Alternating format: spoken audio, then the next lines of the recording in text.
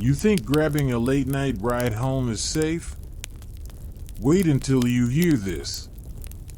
A simple decision nearly cost me my life, and if you want more terrifying true stories like this, don't forget to subscribe to Eclipse Horror Stories before we begin. I was 26 when this happened, working nights as a barista at a coffee shop that stayed open later than most. It wasn't my dream job, but it paid rent and kept me afloat. The only downside was the hours. Closing shifts meant dragging myself home at 2 or 3 in the morning, usually too tired to think straight. A couple of weeks before this night, I'd moved into a new apartment building that was closer to work. Rent was cheaper, the commute shorter, it made sense on paper. But ever since moving in, I hadn't felt right. My energy was drained in ways I couldn't explain. Some nights I woke up with splitting headaches, other days I felt lightheaded for no reason, like my body couldn't adjust to the air in that place. I chalked it up to stress, or maybe the smell of fresh paint, but something about it left me uneasy. That night at the cafe had been brutal. We were short-staffed, and I spent almost 10 hours on my feet, pulling shots of espresso, cleaning counters, and dealing with a flood of late-night customers. By the time we finally closed, my head was pounding, my hands ached, and I felt so weak I thought my legs might give out on the walk home. Normally I'd catch the last bus, but I just missed it. The idea of walking all the way to my apartment in that state felt impossible. My body felt heavy, like each step would be a fight. So I did what most people would do. I pulled out my phone, opened the rideshare app, and ordered a car. Within minutes, a driver named Richard accepted. His profile looked ordinary, a man in his 40s, glasses, with a polite smile in his picture. 4.8 stars. The kind of rating you don't even question. His car, a dark blue sedan, was already just a few blocks away. When he pulled up, everything matched. The license plate, the make and model, even his face. No reason to doubt. I climbed into the back seat, letting out a relieved breath as I buckled in. Just sitting down felt like a blessing after the day I'd had. "Long night?" he asked, glancing at me through the rearview mirror. His tone was calm, almost too calm, but polite. "Yeah," I said, rubbing my temple. "Worked late. Just glad to be heading home." "Understandable," he said with a faint smile. "I drive nights a lot. It's quieter." I gave a small laugh, though there wasn't much humor in it. My head was buzzing, not just from exhaustion but from the same strange heaviness I'd been feeling since moving into that new building. The thought of lying down in my own bed was the only thing keeping me upright. I leaned back, phone in hand, scrolling through messages without really seeing them. The steady hum of the engine almost lulled me, and for the first time that night, I felt myself starting to relax. The car was clean, so clean it almost felt staged. No fast food wrappers, no spare change, not even a faint smell of air freshener. It was spotless. Too spotless. But I brushed that thought away. I was too tired to nitpick. The first 15 minutes passed quietly. The city lights blurred by outside, and I let my eyes half close. It wasn't until I noticed the street signs that something tugged at me. We weren't heading the way I usually went.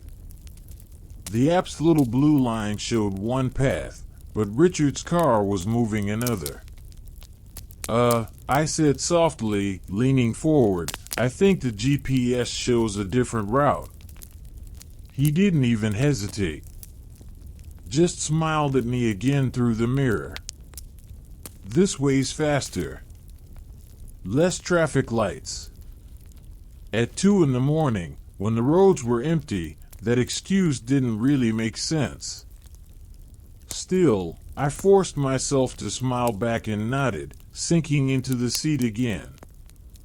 My body was too weak to argue, and all I wanted was to get home. But I kept the app open, watching the little dot creep further and further away from the highlighted route. And somewhere deep down, even through the fog of exhaustion, I knew something wasn't right. I tried to convince myself it was nothing. Maybe he knew a shortcut. Maybe the app was just slow to update.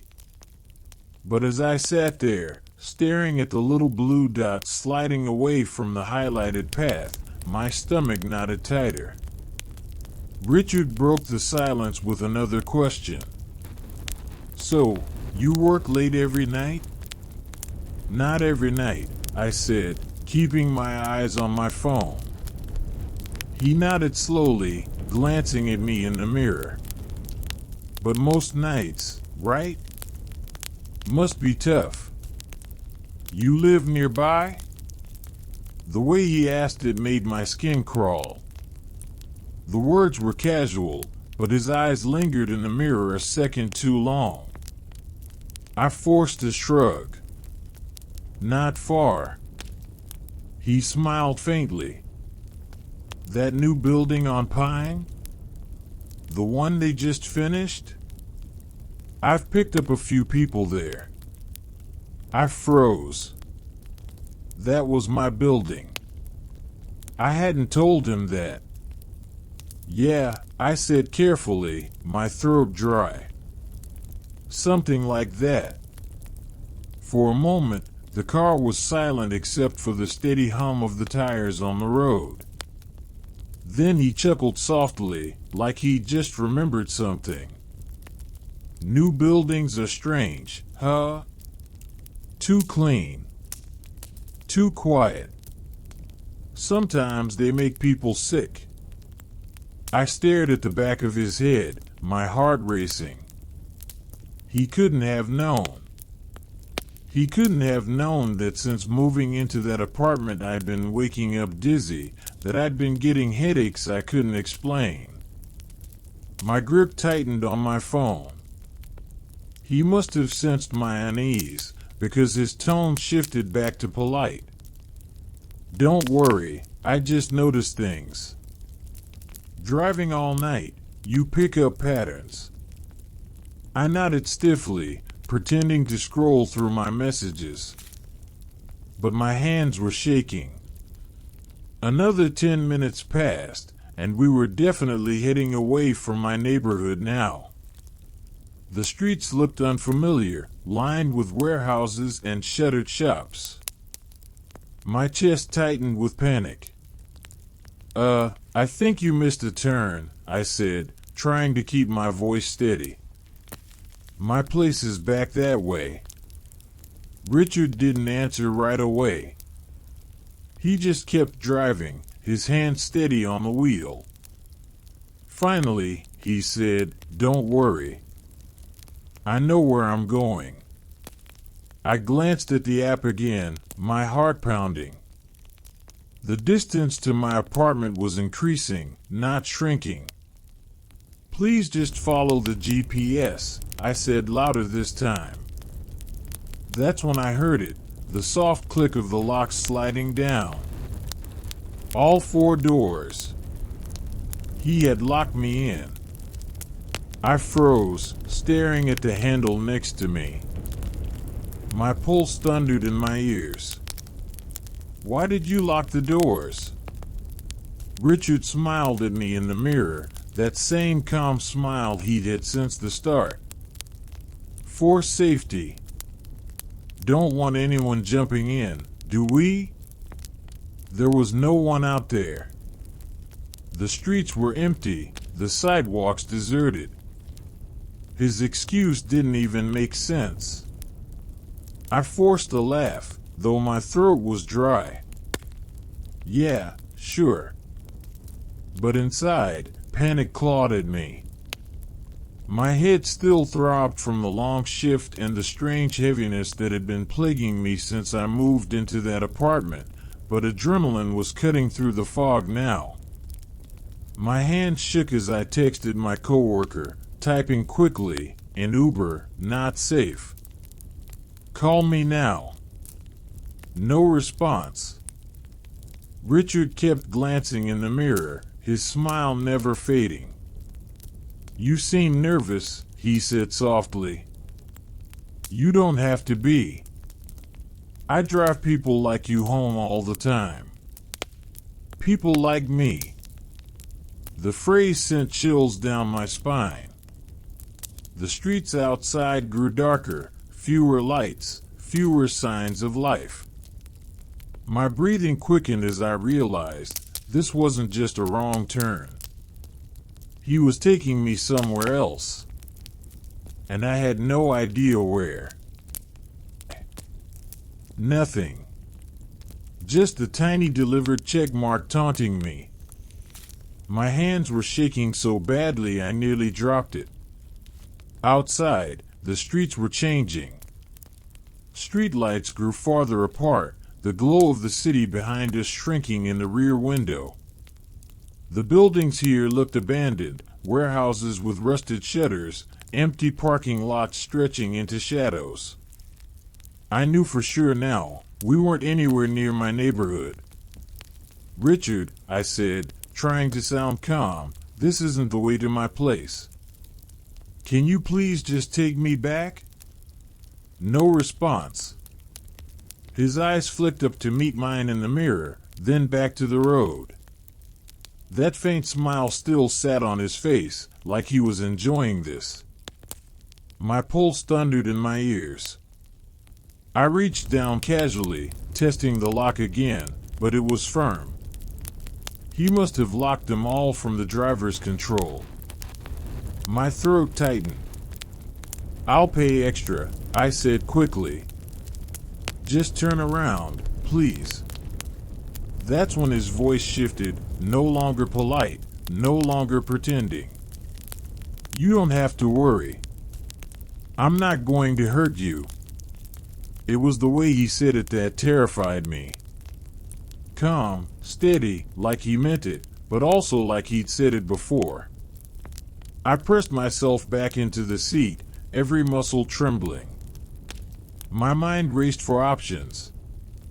I thought about unbuckling my seatbelt and throwing myself at the window, but we were still moving, and I'd seen the locks, child-proofed. The back windows wouldn't open. He slowed at a stop sign, the only car on the road. My heart leapt. Maybe I could grab the door handle, maybe if I yanked hard enough. But the car surged forward again before I could move. "You live in that new place, right?" he said suddenly. His voice was almost casual again. "The one on Pine." My mouth went dry. He couldn't know that. I hadn't told him. I forced out, "Lots of people live there." He chuckled softly. "Yeah. But not everyone gets sick from it." My blood ran cold. He knew. Somehow, he knew about the dizziness, the headaches, the strange way my body had felt since moving there. I gripped my phone tighter, my hand slick with sweat. "What do you mean?" I asked quietly. He glanced at me in the mirror again, his smile widening. "Some places aren't meant to be lived in. But people move in anyway. Then they get weaker. Easier to deal with." I felt like I couldn't breathe. My building. My new apartment. The sickness, it wasn't just in my head. He knew something about it. Maybe he was even connected to it. The car turned suddenly, pulling onto a darker road lined with empty lots. My stomach lurched as I realized where we were heading, an industrial park on the edge of town. I'd been past it once in daylight. At night it was deserted, nothing but warehouses and chain-link fences. "Please," I said, my voice breaking. "Just take me home." Richard didn't answer. He pulled the car into a wide gravel lot, the headlights sweeping across piles of scrap metal and broken pallets. The engine idled as he put the gear in park. Then he turned in his seat, finally looking at me directly for the first time. His smile was gone now. "You should never get into a car when you're not feeling well," he said softly. "It makes things too easy." My heart hammered against my ribs. This was it. I had seconds to act, or I wasn't getting out of that car. For a moment, all I could hear was the low hum of the engine and the rush of blood pounding in my ears. My hands were clenched so tight around my phone that my knuckles hurt, but I didn't loosen my grip. Richard's eyes stayed locked on me, unblinking, calm, as if he had all the time in the world. I swallowed hard, forcing myself to think. Panic wouldn't help me. I needed a plan. "I'm not feeling good," I said, my voice shaking. "I think I'm going to be sick." His expression didn't change. "Then I guess it's good no one's around here." My chest tightened. The way he said it, matter of fact, almost kind, made it worse. I glanced at the door handle, willing it to unlock, but it didn't budge. Child locks, driver controls, everything was against me. My only chance was to make him believe I wasn't a threat, to act small and helpless while I waited for a chance. I leaned forward, clutching my stomach, pretending to gag. "Please," I whispered. "Can you just let me out for a second?" For the first time, he leaned back toward me, reaching to unlock the front console. That's when instinct took over. I snapped upright, fumbling for the lock beside me. It clicked open just as his hand shot across the seat. I shoved the door with all my strength and stumbled out onto the gravel, nearly dropping my phone. "Hey!" Richard's voice was sharp now, stripped of its calm mask. I didn't look back. I bolted across the lot, my shoes slipping on loose stones. My legs burned, weak from exhaustion and the sickness that had clung to me for weeks, but adrenaline pushed me forward. Behind me, I heard the car door slam. The night air was sharp and cold against my face as I ran. Ahead, the lot stretched into rows of abandoned buildings. No lights, no signs of life. Just shadows. "Get back here." His voice echoed across the empty space, closer than I wanted it to be. I ducked behind a stack of wooden pallets, crouching low, forcing my breath quiet. My heart felt like it might punch through my chest. Gravel crunched under his footsteps as he walked between the rows, slower now, deliberate. "You don't need to run," he called softly. "I told you, I'm not going to hurt you." The way he said it made my skin crawl. I pressed my phone to my chest, fumbling to unlock it. My hands were slick with sweat, trembling too badly to type. Finally, I hit the emergency dial. The ringing seemed impossibly loud in the silence. 911, what's your emergency? Before I could answer, headlights swept across the lot. I froze. It wasn't his car, the angle was wrong. Another vehicle had pulled in, a white truck with security lights flashing on top. Richard's footsteps stopped. For a second, silence. Then I heard him mutter something under his breath before the sound of quick steps retreating back toward his car. I stayed frozen until the truck rolled closer, and a uniformed security guard leaned out the window, frowning. "Hey!" You okay? Tears stung my eyes as I stumbled out from behind the pallets, still clutching my phone. Please, I gasped. He tried to take me. The guard's face hardened as he glanced toward the far end of the lot. But by the time we both turned, Richard's car was gone. Vanished into the night. The guard helped me into the truck, his expression tight with concern. My legs felt like jelly, my hands shaking so badly I could barely hold my phone. I tried to explain what happened, the words tumbling out between gasps for breath. He locked the doors, he took me the wrong way, he pulled into the lot, he wouldn't let me out. The guard's jaw clenched. You did the right thing getting out. Let's call the police. He parked the truck in a well-lit corner of the lot and radioed his dispatcher. Within minutes, 2 patrol cars pulled up, their flashing lights washing over the empty gravel. I felt both relief and dread at the same time. Relief that someone else was finally here, dread because part of me was terrified no one would believe me.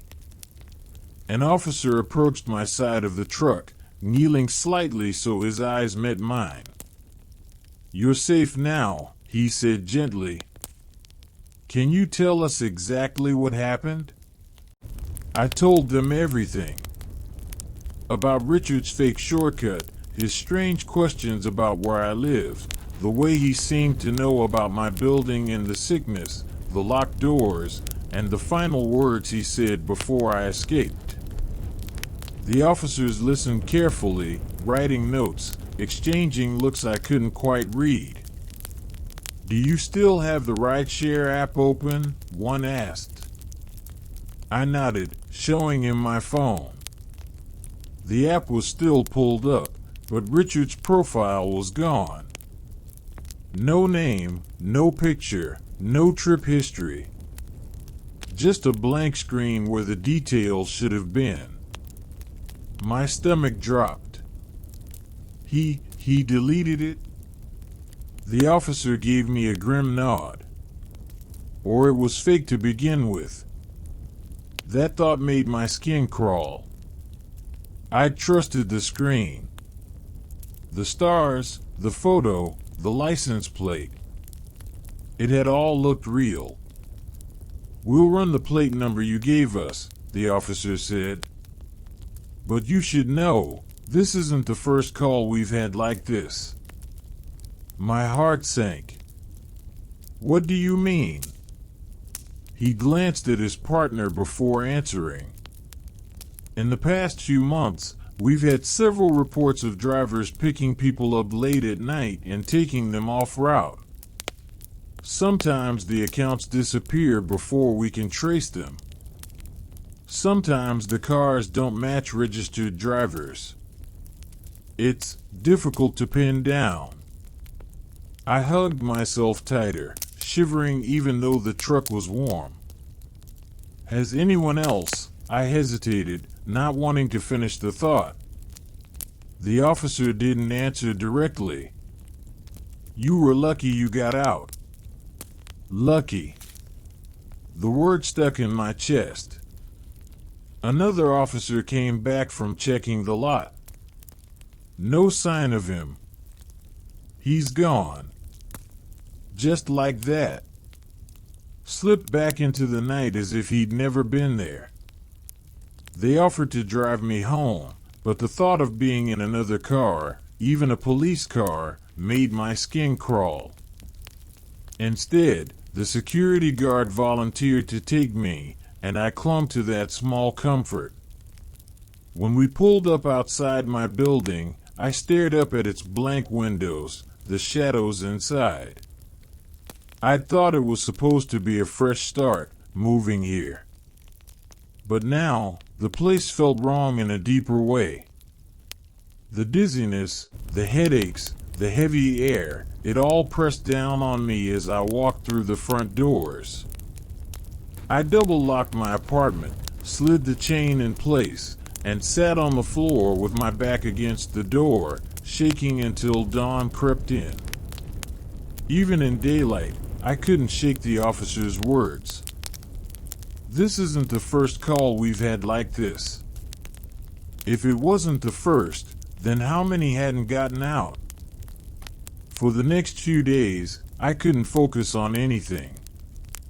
At work, I kept replaying the night over and over in my head, every glance in the rearview mirror, every word Richard had said. When I tried to sleep, I jolted awake at the smallest sound, the creak of the pipes, footsteps from the apartment above, even the hum of the fridge.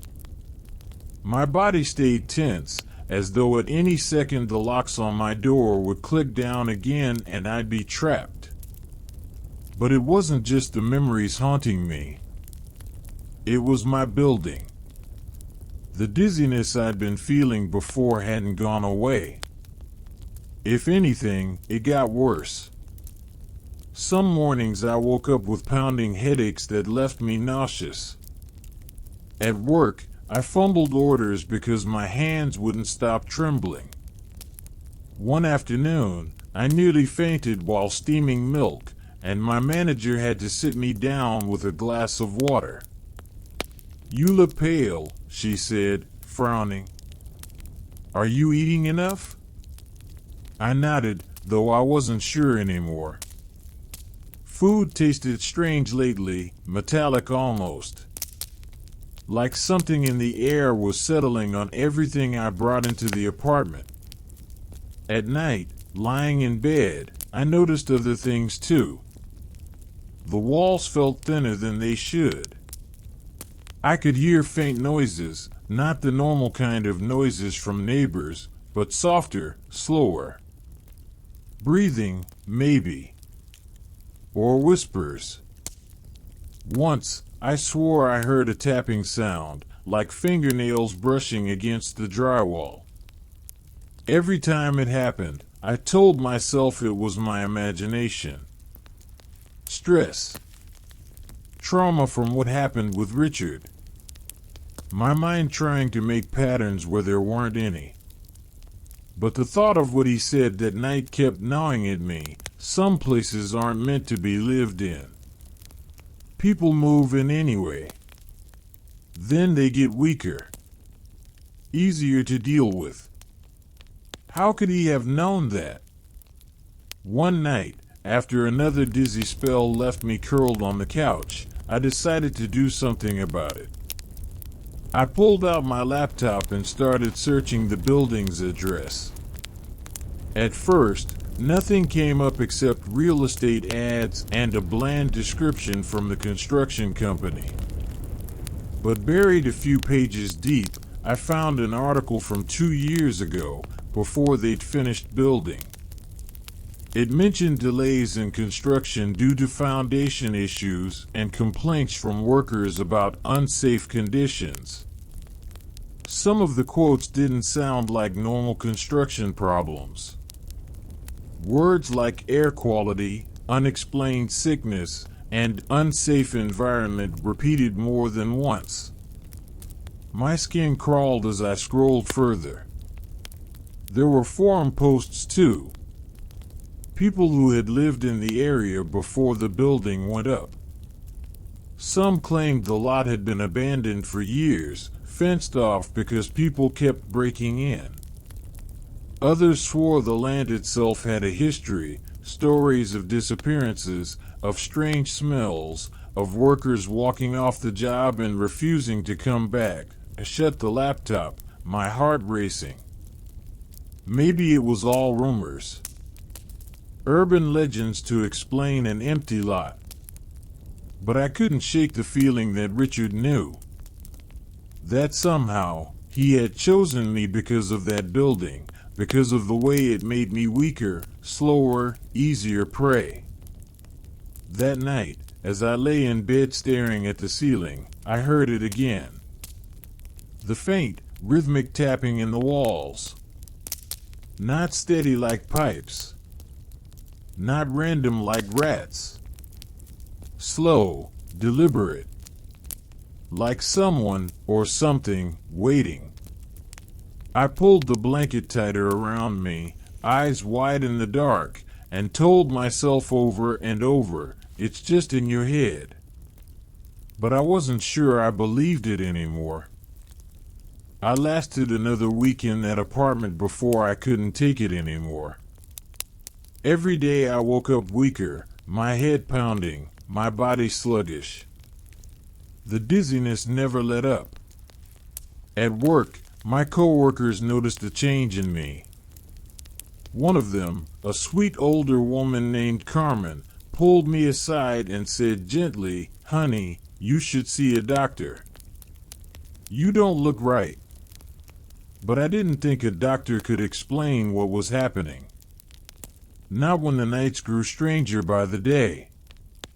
The tapping in the walls had become routine. Sometimes soft and slow, sometimes frantic, like fingers drumming right behind the drywall. More than once, I pressed my ear to the wall and thought I heard breathing.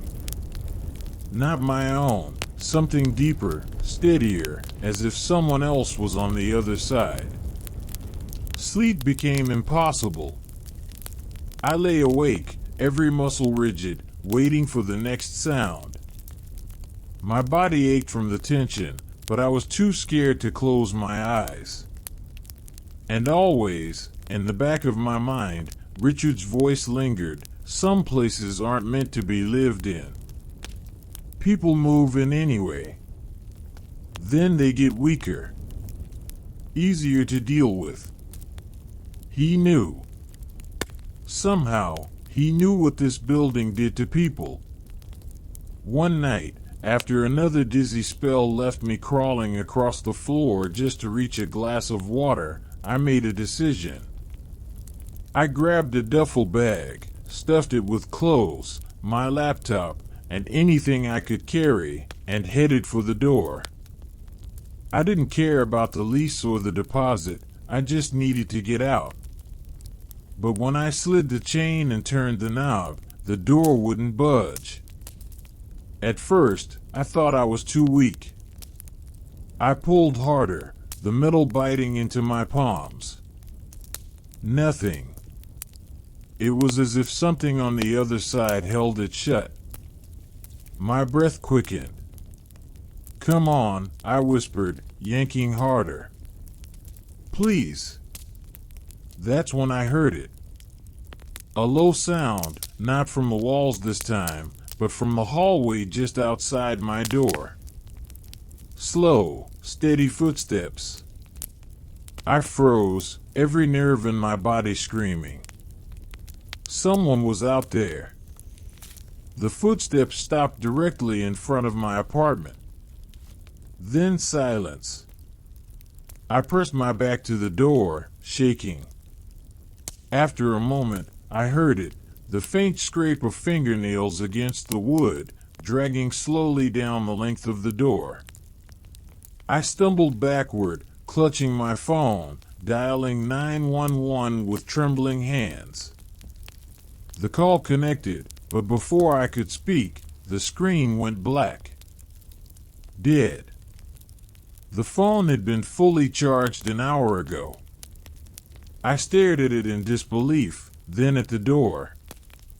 The scraping stopped. Silence filled the apartment, thick and suffocating. I didn't sleep that night. I sat in the corner of the room, clutching my useless phone, waiting for the sun to rise. When light finally spilled through the blinds, I grabbed my bag again and didn't even try the door. Instead, I slid open the window, climbed down the fire escape, and walked until my legs gave out. I never went back. I never picked up the rest of my things. I didn't even close out the lease. I left it all behind. But even now, years later, I still wonder about that place. Was it the building that was making me sick? Or was it something inside, watching, waiting, feeding? And worst of all, I wonder if Richard was still out there, driving someone else down the wrong road, smiling in the rearview mirror as he locked the doors.